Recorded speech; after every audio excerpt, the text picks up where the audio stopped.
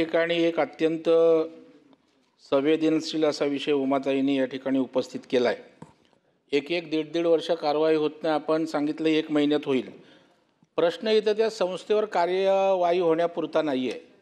आपण ती चौकशी होईल, कारवाई तर होईल, परंतु या आदिवासी पाड्यांवर जाऊन, गरीब वस्त्यांमध्ये जाऊन धर्मांतरण करण्याचं एक छुपं अजेंडा काही लोकांचा आहे.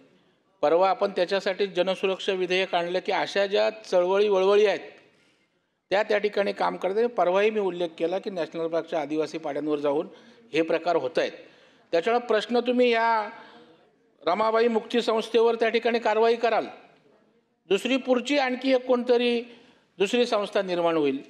तर या प्रवृत्ती रोखण्यासाठी कायद्याद्वारे आपण कशा पद्धतीने निर्बंध आणणार आहात?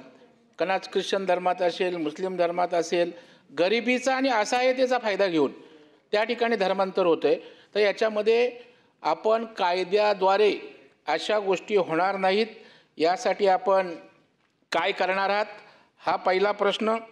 आणि दुसरा प्रश्न सभापती महोदय, या ठिकाणी प्रलोभनं देणं, मग कधी मोबाईल देतात, कधी बाईकवर नेतात, कधी हे करू ते करू, अशा प्रकारचं एक छुपं आपले पूर्णपणे समाजव्यवस्था पोखरून टाकण्याचं काम या ठिकाणी सुरू आहे. आता आपण केस चालते, FIR करता केस चालते, कोर्टात 10-20 वर्ष त्या ठिकाणी केस चालते. तर हा विषय फास्ट ट्रॅकवर आणून कन्व्हिक्शन होण्याची आवश्यकता आहे. तर तशा प्रकारे फास्ट ट्रॅकवर घेऊन या संबंधितांचं कन्व्हिक्शन करण्यासंदर्भात सुद्धा गतीनं शासन त्या ठिकाणी कोर्टात आपली भूमिका मांडेल का? सन्मान्य सदस्य प्रवीणजी दरेकर यांनी जो विषय मांडला की बळजबरीने धर्मांतर, एक तर आपल्या राज्यामध्ये बळजबरीनं धर्मांतर त्या ठिकाणी कुठेही अलाउड नाही आहे.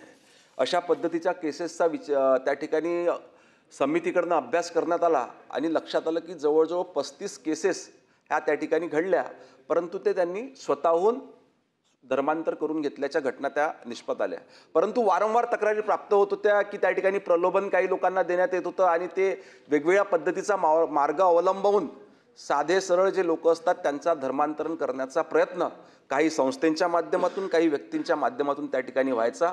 म्हणून माननीय मुख्यमंत्र्यांनी ह्या राज्याच्या पोलीस महासंचालक यांच्या नेतृत्वाच्या पुढाकारातून एक समिती त्या ठिकाणी गठीत केलेली आहे. त्या समितीचा लवकरच अहवाल येणार आहे आणि ह्या समितीचा अहवाल आल्याबरोबर शासन त्या ठिकाणी नवीन कायदा देखील त्या ठिकाणी तयार करेल.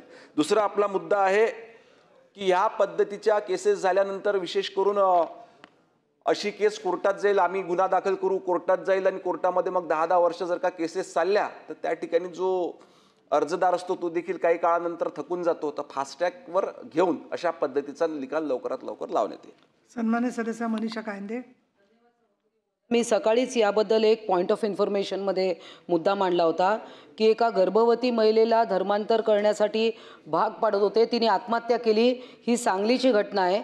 त्यानंतर पुण्यामध्ये सुद्धा एका कुटुंबात अशाच प्रकारे भांडणं लागली धर्मांतरावरून आणि त्यांचे पण क्रॉस FIR झाले. माझा प्रश्न मंत्री महोदयांना असा आहे की भारतामध्ये 10 राज्यांमध्ये धर्मांतर विरोधी कायदा आहे.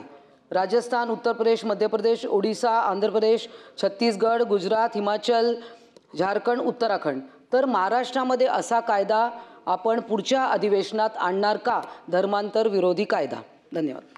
सन्मान्य सदस्य मनीषाताई कायंदे यांनी सांगितलं की 10 राज्यांमध्ये ऑलरेडी धर्मांतर कायदा त्या ठिकाणी आहे.